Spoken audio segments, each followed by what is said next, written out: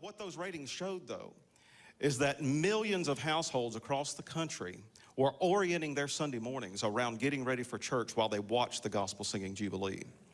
So for the 18 years it was on the air, it was a lot more than just a television program.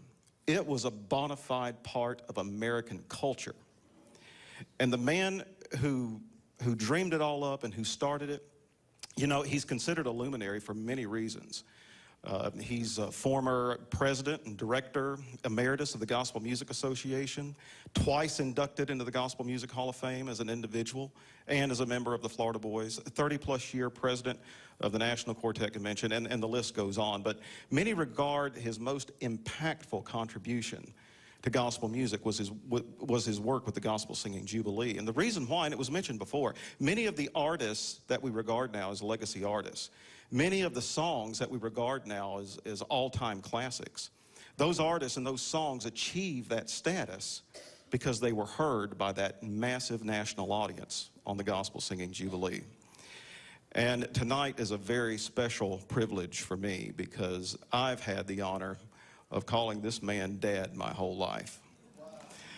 So for his work as the executive and creative producer of the Gospel Singing Jubilee, the professionals of the Southern Gospel Music Guild would like to present this year's Harmony Honor to Mr. Les Beasley.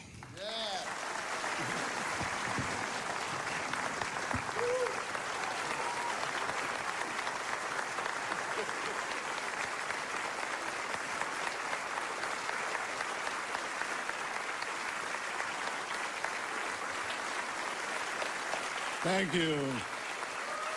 Thank you so much. I do appreciate it. This is my baby boy, in whom I am well pleased. Here, sit down, because I appreciate Clark and his mama and his 4 sisters and 2 brother-in-laws that are here.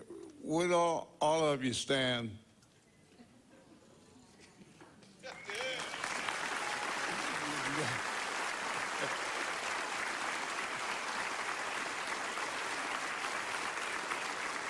I appreciate them so very much. You can sit down now.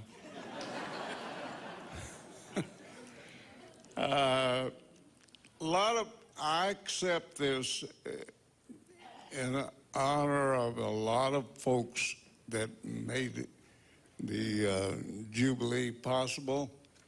And I want to thank Charles Waller for keeping the Florida Boys going for these many years and for supplying the, he did a pretty good job, didn't he? Of course, the original signs were kind of like me. They lost their luster. And like the lady that was making me up, she gave up.